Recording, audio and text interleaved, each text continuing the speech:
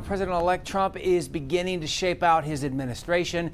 He has already announced some appointees and cabinet picks who will be charged with helping him fulfill his campaign promises. So on the other side, however, Democrats on Capitol Hill are bracing for a second Trump term, and the president is getting ready to host Mr. Trump for a one-on-one meeting.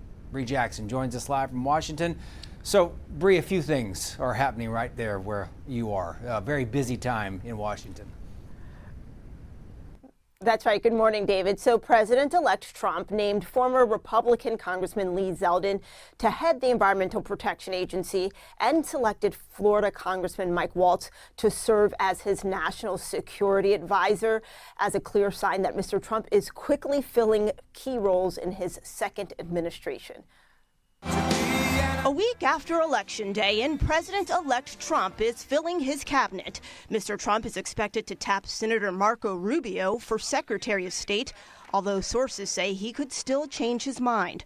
Trump is also seeking to fulfill one of his top campaign promises, naming Tom Homan as the Border Czar who will lead his mass deportation efforts.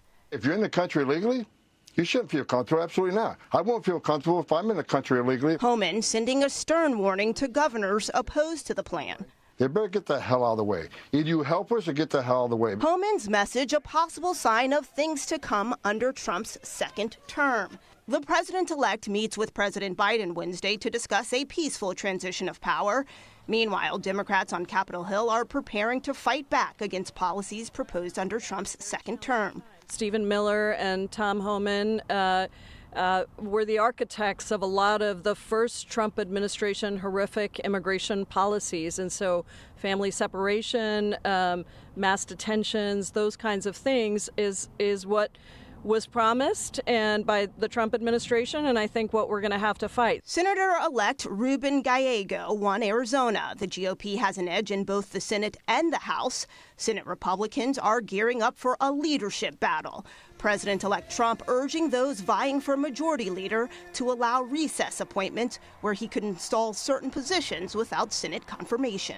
This preemptive effort to install cabinet members by recess appointments, this is a Trump feature. Senators will vote on a majority leader Wednesday. Trump is expected to meet with House Speaker Mike Johnson and the new Senate Majority Leader when he's here in Washington on Wednesday. David? Bree, a judge is set to rule on President-elect Trump's pending motion to set aside the jury verdict and then dismiss the indictment in the Stormy Daniels hush money case. What do we know more about all this? That's right, David. So this goes back to the Supreme Court's presidential immunity opinion over the summer. So if Judge Juan Merchan rules in favor of President-elect Trump, the verdict would be set aside and there will be no sentencing. Now, if he rules against Trump, then the sentencing is scheduled to take place just before Thanksgiving. And if Trump loses on immunity, we should expect that his legal team will try to delay or prevent the sentencing. Just the beginning. Bree Jackson live from Washington this morning. Bree, thank you.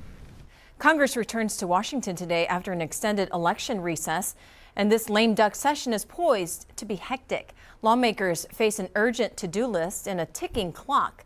They have about 5 weeks to pass a funding bill to keep the government open. Another pressing concern is this fiscal year's National Defense Authorization Act. The House and Senate have separate versions on the table and need one that can pass both chambers. Congress also faces pressure to approve more disaster relief funds after Hurricanes Milton and Helene. Meanwhile, some farm bill programs expire at the end of this year, and the debt ceiling will be reinstated January 2nd. About